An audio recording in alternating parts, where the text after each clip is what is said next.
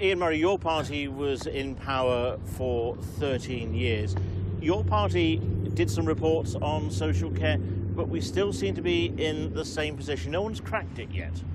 Well, it's incredibly difficult, and integration is the key. And when you look at what's happened in terms of investment in the NHS and investment into local authorities, my own local authority in Edinburgh completely removed bed blocking for a number of years, and we heard from the Scottish Government in January 2015 that they would remove bed blocking, and every single month since it's gone up and up and up and up. There's now 12% more elderly people with no care package whatsoever. That's your mothers and fathers, grandmothers and grandfathers who are watching this programme, and to merely shift the blame to somewhere else is really not a dereliction of duty. And let me just say why it's a dereliction of duty, because the SNP government in Scotland took the cuts from the Conservative government down here, doubled them, and then passed them on to local authorities. Local authority budgets are now decimated, and we're probably going to see further decimation in the Scottish budget tomorrow. You can't run a health and social care system with local authorities having no resourcing, and that's the key issue in Scotland. On this key issue, quick final question to each of you. Mark Harper first.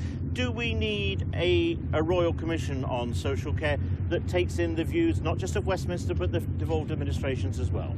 Well, I certainly think working at Westminster, listening to the devolved administrations says, well, the idea of a royal commission, I'm afraid every time that gets suggested, it's a way of getting other people to try and deal with these questions and not deal with them now. I think we need to continue integrating health and social care, which we're doing in both England, Wales and in Scotland.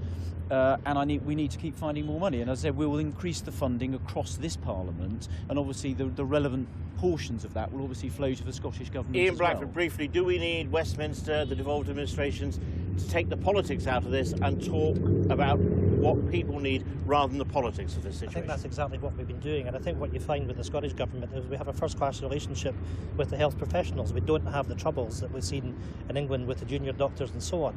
And it's a bit galling when you see that the SNP has been elected, has the faith and trust of the Scottish people, and the Liberals and the Labour Party want to have a go at us on delivery, where we recognise that improvements have to be made, but there have been improvements made over the lifetime of this government and will continue to do so. Same question to you, Malcolm Bruce and Ian Murray, very briefly. Do we need to try and take this out of politics to sort this problem once and for all? There are issues facing the whole of the health service which could be better looked at objectively, but we haven't got time to wait for years for another commission to report.